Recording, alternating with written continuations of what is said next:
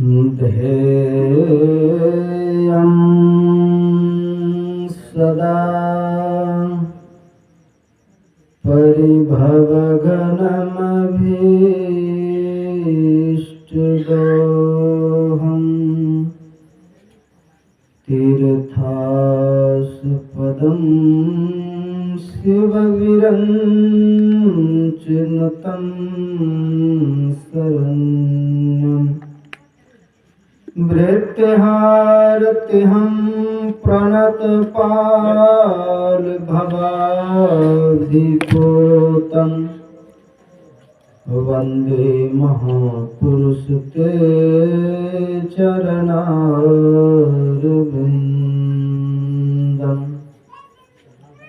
आदिगुरुदेव अनादि गुरुदेव अनंत गुरुदेव अखिल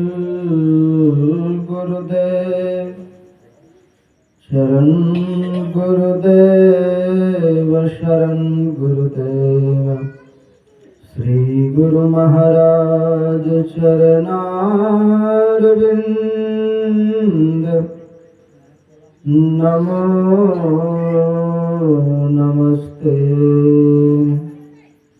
बोलिए सद्गुरुदेव भगवान की जय। गुरुदेव भगवान की जय। गुरुदेव भगवान की जय। अखिल विश्व ब्रह्मांड नायक परम पिता परमात्मा सद्गुरुदेव के चरणों में कोटि नमन। मंचस्थ समासीन साधु समाज विद्वतगण, उपस्थित धर्म प्रेमी सज्जनों, भक्तिमती माताओं एवं आदरणीय क्षेत्रवासियों, यह परम भूमि पूज्य महर्षि दल बहादुर जी महाराज के चरण रज से अभिषिक्त भूमि है। गुरु महाराज की अपार कृपा है कि सब धर्म से जुड़े हुए हैं, धर्म कर्म कर रहे हैं और इस संपत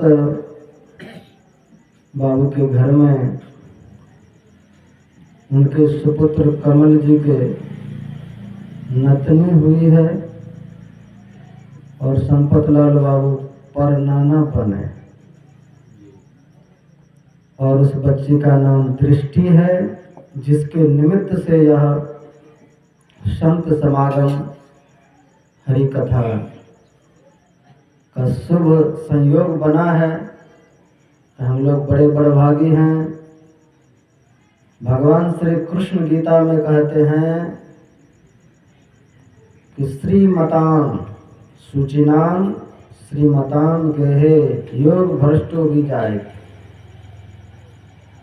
कहा जो जीव पूर्व जन्म में जिसकी भक्ति अधूरी रह गई है, वही ऐसे श्रीमान और पवित्र घर में जन्म लेता है अपनी भक्ति पूरी करने के।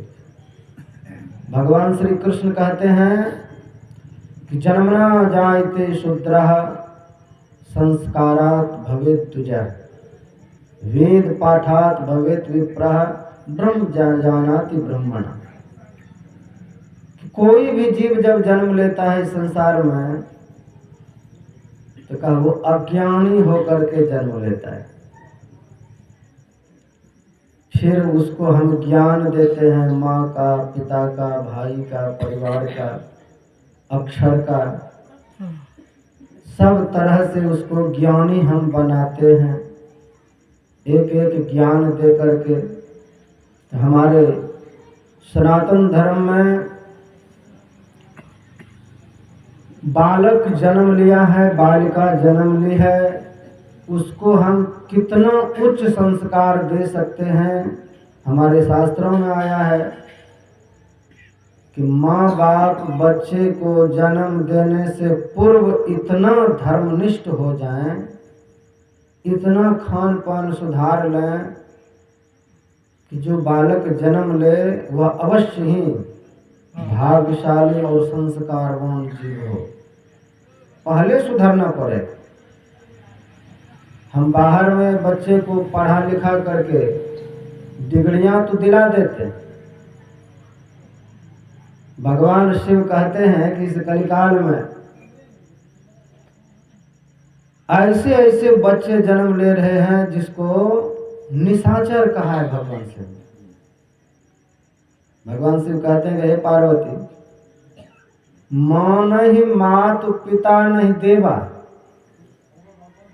का अपने माँ बाप को भी नहीं मानता है ठीक से। माँ नहीं मात पिता नहीं देवा, साधुन सन करवा वही सेवा। का जो माँ बाप साधु के तरह हो गए हैं, सीधे सदंग हो गए हैं, का उनसे भी सेवा ही लेना चाहते हैं। का जिनके यहाँ आचरण भवानी के जानो निश्चर संपुरानी, का वो निशाचर है। कैसे बच्चे को जन्म दे रहे हैं जो निशाचर हो गया, निशाचर प्रवृत्ति में आ गया।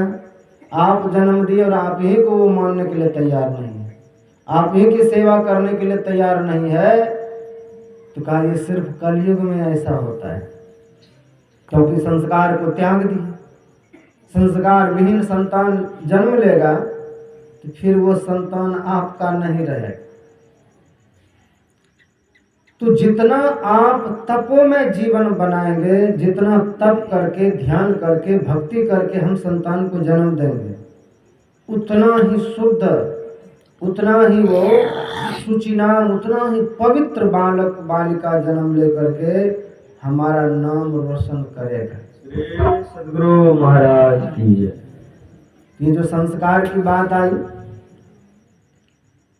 कि संस्कारवान जन्म ले संतान, तो संस्कारवान कैसे होगा? पहले उसको माँ बाप को संस्कारवान बनना पड़ेगा, तभी हो सकता है।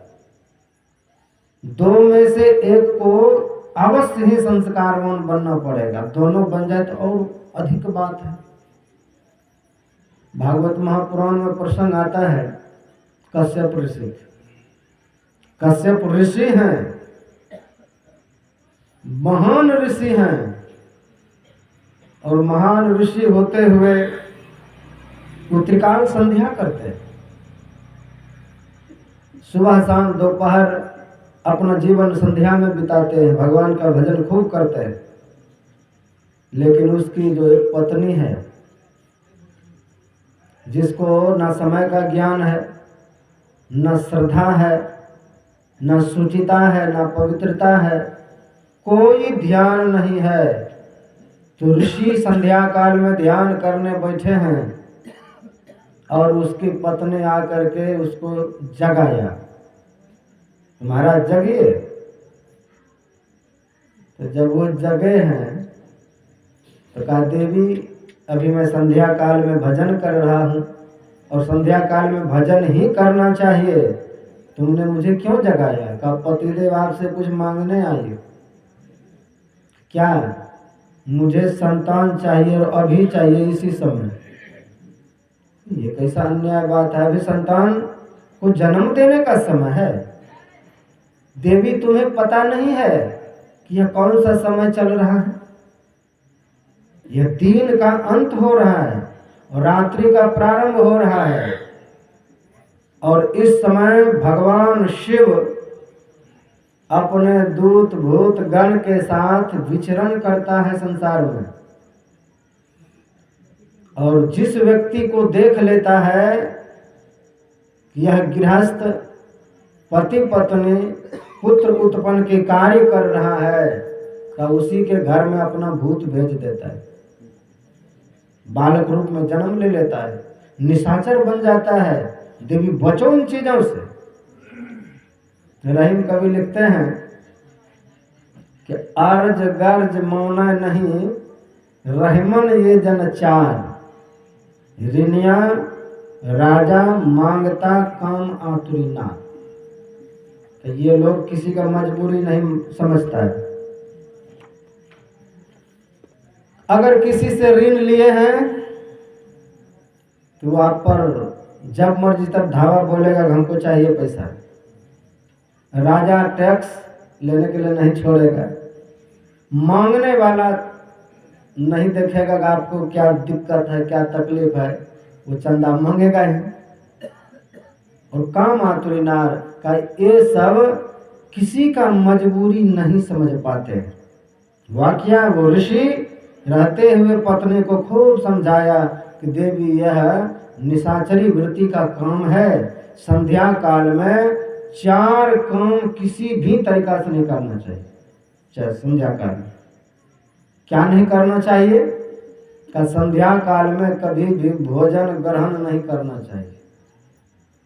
अगर कर लें तो का उदर विकार, उदर में रोग उत्पन्न हो सकता है भयानक। संध्या काल में कभी भी शयन नहीं करना चाहिए। हमारे शास्त्र में आता है कि सूर्य उदये च अस्ते च यदि शयनो भवति जहात लक्ष्मी चक्रवर्ती न है। आप चक्रवर्ती राजा ही क्यों न है, अगर सूर्य उदय तक आप सोते हैं, सूर्य अस्त के समय सोते हैं, तो लक्ष्मी आपको त्याग करके चली जाएगी, जीवन में निर्धनता आएगी। इसलिए संध्या काल में न सोना है, न खाना है, न विद्यार्थी को पढ़ना है। अगर पढ़ते हैं तो पढ़ते जाइए, दिमाग में एक भी चीज नहीं रहेगा, मर जाएगा सब दिमाग से। तो पढ़ना भी बेकार है। उस समय किसी भी सदगृहस्थ को पुत्र उत्पन्न का कार्य नहीं करना चाहिए। ये सीधी बात समझिए इसको, का अगर ऐसा करेंगे तो घर में निशाचर संतान होगा और आप ही को दुख तकलीफ देगा वो सब तरफ से। लेकिन मानने वाले तो थे नहीं। ऋषि का कुछ नहीं चला और अंततः गर्भाधान संस्कार उस समय किया जो सूर्य अस्त होने को था। का देवी तुमने चौपट कर दिया, पूरी दुनिया के लोग दुखी होंगे। अब तो महाराज क्या होने वाला है? का तुम्हारे गर्भ से 2 ऐसे असुर पैदा लेगा कि देवता, मनुष्य हो, ब्रह्मा हो, सबको परेशान करेगा। का वही हिरण्याक्ष और हिरण्यकश्यपु हुए। बाप तो बहुत अच्छे थे, महान ऋषि थे, लेकिन माँ की गलती के कारण कैसा हो गया। अब उसी को उल्टा करके देखिए, उधर पिता हिरण्यकश्यपु हैं और माँ कयादु। माँ कयादु है और कयादु परम पतिव्रता, परम भक्तिन है और एक निशाचर है, बिल्कुल निशाचरी प्रवृत्ति से भरा पड़ा है। और जब भगवान वराह ने अवतार धारण करके हिरण्याक्ष को मार दिया तो हिरण्यकश्यप इसी फिराक में रहता था कि मैं जाके तपस्या करूं और तपस्या करके इतना शक्ति एकत्रित कर लूं कि मैं अपने भाई के दुश्मन को मार डालूं।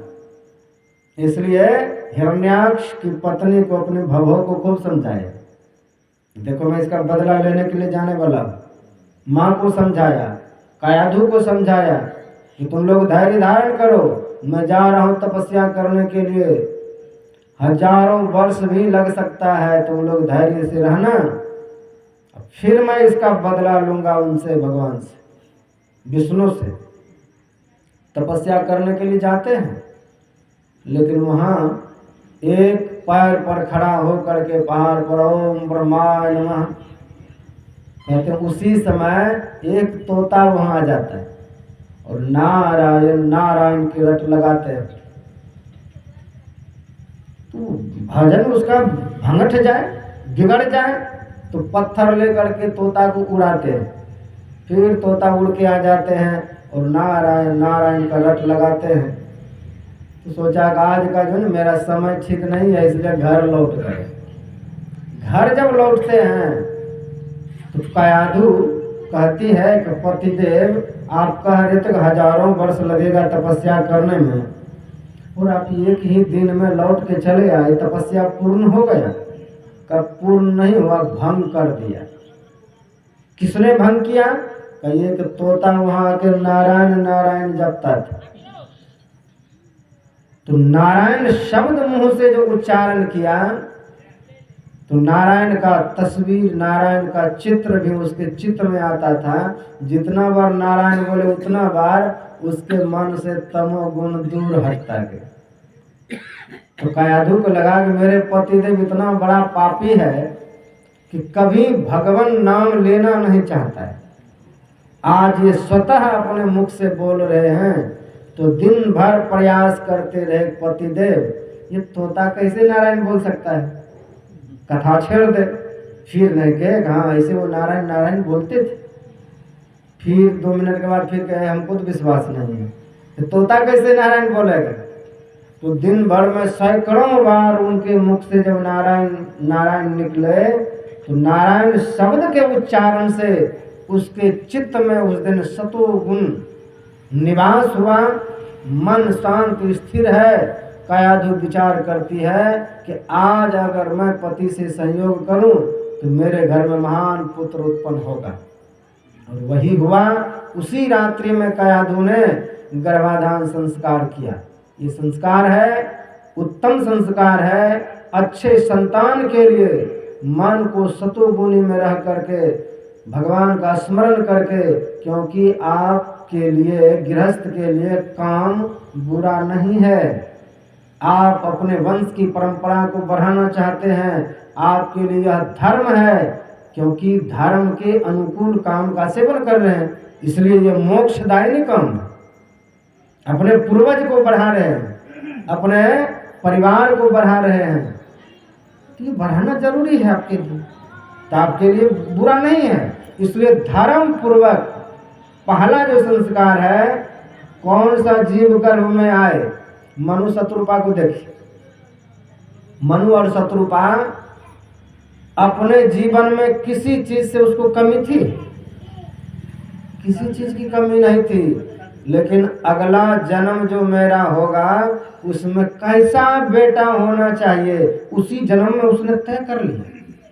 इतना कठोर तपस्या किया, भगवान प्रकट हुए, मांग लिया वरदान कि आपको बेटा बनना पड़ेगा अगले जन्म में। तो भगवान ने उसको दिया वचन कि मैं तुम्हारा बेटा बनूंगा, जाओ तुम स्वर्ग का आनंद लो। स्वर्ग गया, फिर वहां से आए, राजा दशरथ बने, तब राम हुए उसके घर में। तो पहले कंफर्म कर लेगा अगला बेटा मेरा कैसा होना चाहिए, कितना सुंदर होना चाहिए, कितना गुणवान होना चाहिए। साक्षात भगवान को बेटा बना लिया उसने अपने तप के शक्ति के आधार पर। ये है तपस्या, ये है जीवन। तो सृष्टि का कर्म कहता है कि सृष्टि के कर्म में जब ब्रह्मा को सृष्टि रचने का आदेश दिया, तो ब्रह्मा मन ही मन सृष्टि की रचना रचते, मन ही मन। 4 सिर, तो चारों सिर से एक एक बालक को उत्पन्न किया, सनकादिक ऋषि हुए। फिर 10 ऋषियों को उत्पन्न किया, उसी में नारद जी भी हुए। लेकिन ये सब मानसिक सृष्टि था, मन ही मन सृष्टि करे और सृष्टि आगे बढ़े ही नहीं। तब ब्रह्मा विचार करते हैं कि भगवान हमको सृष्टि को बढ़ाने का हक दिया है कि हम सृष्टि को कितना आगे बढ़ा सकें, लेकिन ये तो जितना करते हैं उतना ही आगे बढ़ नहीं रहा। तब ब्रह्मा जी ने अपने शरीर के 2 भाग, बायां और दायां, एक भाग से कन्या उत्पन्न हुआ, दूसरे भाग से पुरुष उत्पन्न हुआ, उसी का नाम हुआ मनु, और एक हुआ शत्रुपा। तो ये इस सृष्टि का प्रथम मानव हुआ, प्रथम मानव। दोनों का विवाह हुआ और वहीं से विवाह की भी प्रथा चली। दोनों को आदेश दिया कि जाओ धरती पर, भारत भूमि में, वहां जा करके प्रजा का विस्तार करो, धरती पर जा करके घर बसाओ, धरती पर जा करके अपना परिवार बढ़ाओ। कहते वही मनु और शत्रुपा जब धरती पर आए तो देखा ये तो जलमग्न है। तब वहां पर बड़ा भगवान आकर के धरती को अपने तप की शक्ति से स्थिर किया, और इस धरती पर मनु शत्रुपा ने अपना गृहस्थ जीवन प्रारंभ किया और 5 संतानों को उत्पन्न किया, 3 बेटी और 2 बेटा, आकुति, परशुति और देवहूति। उत्तानपाद और प्रियव्रत का ये इनके खानदान हुए। कहते देवहूति का विवाह एक सुंदर भाग्यवान ऋषि से हुआ। उन ऋषि ने 9 कन्याओं को जन्म दिया और उन्हीं से फिर भगवान कपिल उत्पन्न हुए। तो मनु जी महाराज का नाती किसना नाती हुआ कैसा? कपिल भगवान। नतनी कैसी हुई? माता अनुसुईया जैसी। सब दिव्य से दिव्य नाती नतनी सब दिव्य से दिव्य हुए। पोता कैसा हुआ? ध्रुव हुआ। अभी हम लोग भरत चरित्र और ऋषभदेव जी महाराज के संबंध में सुन रहे थे, तो वह भी उन्हीं के खानदान से। मनु जी के दूसरे पुत्र प्रियव्रत के खानदान में राजा भरत हुए, उनको 5 संतानें हुए। तो कहा ये सब उन्हीं के मनु जी महाराज के दिव्य संतानें हुए और दिव्य संतानों से पूरा धरती भर गया। ऐसे ऐसे दिव्य संतान हुए, महान सब हुए, सब एक से एक भक्त बढ़ कर के हुआ। तो हमारा सनातन धर्म कहता है कि हम उत्तम संतान को जन्म दें। उत्तम संतान। उत्तम संतान कैसे जन्म देंगे? जब आप खुद उत्तम होंगे। इसको गंभीरता से लीजिए। हम जो कुछ पीते हैं, खाते हैं, कोई लोग मुर्गा खा रहा है, कोई बकरा खा रहा है, खा तो रहा है। जब कुछ भी खाते हैं तो उसका परिणाम क्या होगा? रस, रक्त, मेद, मज्जा, मांस, हड्डी और अंतिम में वीर्य, जिनसे आप संतान उत्पन्न करते हैं। गुरु महाराज कहते हैं कार्तिक काया नीच माया मूत्र बूंद से है बनो। जिससे आप संतान को जन्म देते हैं का वह अगर बीज आपका मांस खाकर के उत्पन्न हुआ है, अब बाद में आप कितना भी बड़ा सत्संगी बन जाए, बच्चे को जन्म देने के बाद तो उसमें तो वह गुण रहेगा, नहीं रहेगा? शराब का गुण रहेगा तो शराब पिएगा। मांस का गुण, जो बीज में जो चीज मौजूद है वो बड़े होकर के मांगेगा। इसलिए बड़े बड़े सत्संगियों के बच्चे को देखा हूं वो अंडा खा रहा है, शराब पी रहा है, गलत मार्ग पर चल रहा है। क्यों? क्योंकि पहले वो भी वैसे थे। कॉपी है ना, वो बाप की ही आत्मा है, उन्हीं के तो सब चीज निकल करके आए हैं, उन्हीं का तो संस्कार रहेगा, उसी का। देखिए मुंह का शक्ल आ जाता है बच्चे में, तो संस्कार नहीं आएगा। तो एक बूंद जो बीज है का उसमें संपूर्ण संस्कार आपका चला जाता है बच्चे के रूप में। तो आपको कितना पावन होना पड़ेगा। बच्चे बिगड़ा हुआ जन्म नहीं लेता है। आप उस समय बिगड़े थे, आपका स्वभाव बिगड़ा था, संगति बिगड़ा हुआ था, युवापन में आपने भी ध्यान नहीं दिया, अब बाद में जाके सुधरे। लेकिन बच्चे तो तब जन्म दिए, तो वो संस्कार उसमें रहेगा, उसको मिट नहीं सकते हैं। इसलिए हमारा धर्म कहता है कि बच्चे जब आप जन्म देना चाहते हैं उस समय आप कैसे थे, कैसा आपको होना चाहिए, कैसा खान पान होना चाहिए, कैसा स्वभाव होना चाहिए, शास्त्र विधि से जीवन होना चाहिए, और वैसा चाहते हैं तो वैसा आपको करना पड़ेगा। और जब गर्भ धारण कर ले माँ, तब उनका जीवन कैसा होना चाहिए। माता कयाधु ने जब तक गर्भ में बालक रहा तब तक वो सत्संग सुना है, तब तक वो सत्संग सुना है नारद बाबा के आश्रम में।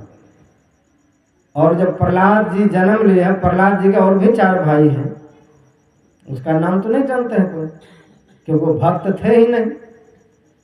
तो प्रहलाद जी जब जन्म लिए तो उसको पढ़ाने के लिए आसुरी विद्या देना चाहा कि ये असुर स्वभाव को धारण करे।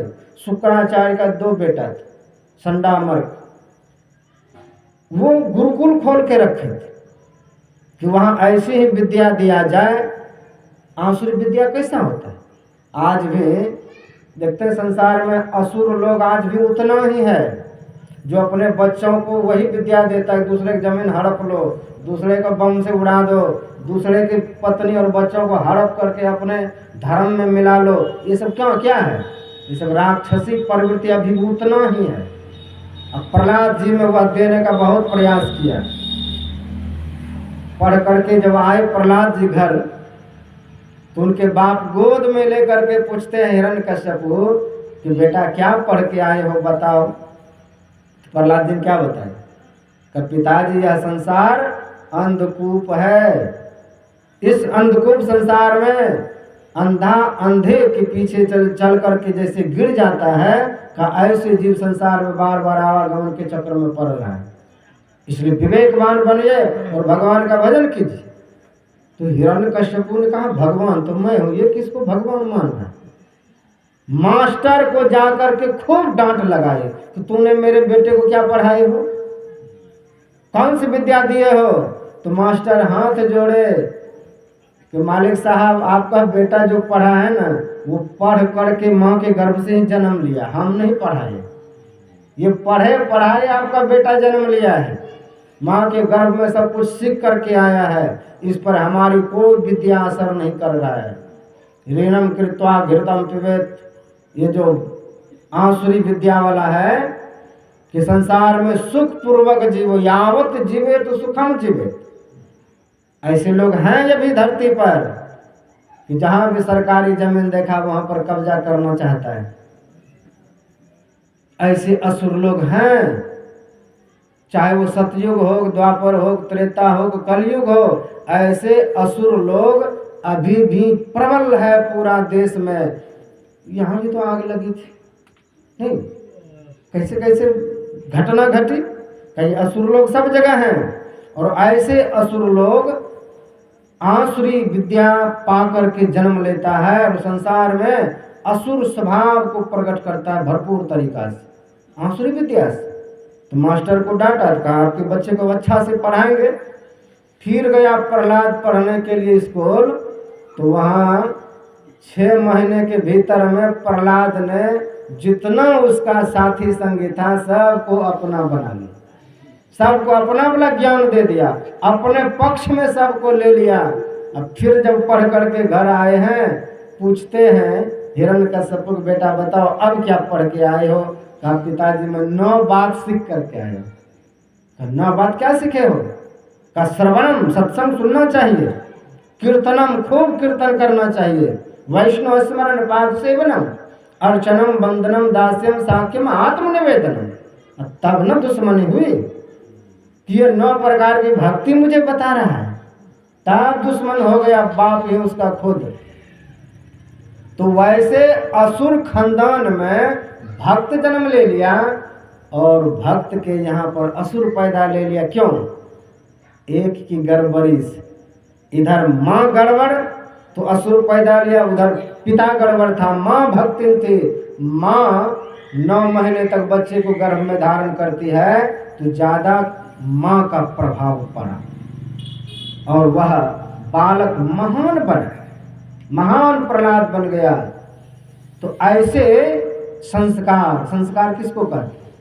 जैसे सड़क पर कोई पत्थर पड़ा हो, उस पर देखते हैं कोई थूक फेंक दे, कोई लात मारे, कुत्ते पेशाब कर दे, अपमानित हो, पत्थर पड़ा हुआ है और किसी मूर्तिकार के नजर में आ जाए वो पत्थर, छेनी हथौड़ा से उसको बढ़िया से सब ऐब हटा करके सुंदर सा शिवलिंग का रूप धारण कर दे। अब किसी में हिम्मत है उस पर लात मारे? अब वो संस्कार हो गया, बुराई को हटा दिया, उससे रूप निखार दिया। और रूप जब निखार दिया तब उस पर दूध चढ़ाइए, पैसा चढ़ाइए, सिर चढ़ाइए, सब चीज चल रहा है। पत्थर वही है लेकिन अब उसका संस्कार हो चुका है। कहते उसी तरह जन्मना जायते शूद्र, जीव जन्म से अज्ञानी जन्म लेता है, हम उसको यहाँ पर ज्ञानी बनाते हैं, यहाँ पर भक्त बनाते हैं, यहाँ पर सब कुछ करते हैं। तो गर्भाधान संस्कार से लेकर के जिंदा में रहते हुए मनुष्य का 15 संस्कार है। इन 15 संस्कार से जीव को गुजरते गुजरते परम भक्त बन जाता है। विवाह का जो संस्कार, उसमें 7 फेरे के जो मंत्र हैं इतने शुद्ध और इतने पवित्र हैं तो लोग विवाह करते करते संत मत का सत्संगी बन जाए। वहाँ पर ऐसा ऐसा वचन दिया गया है कि व्यभिचारी नहीं होंगे, मांस नहीं खाएंगे, कोई व्यसन नहीं करेंगे, एक से एक दिव्य मंत्र है सातों मंत्र में का, वहां तक जाते जाते जीव बिल्कुल शुद्ध बुद्ध बन जाता है। अब पहले के समय होता था, पहले के समय में प्रत्येक व्यक्ति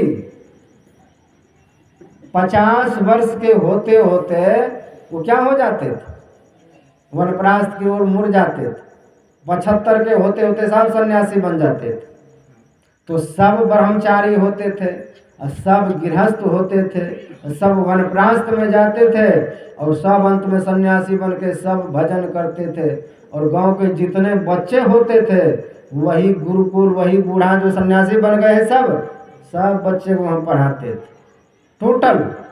और सबके पास शास्त्र ज्ञान था।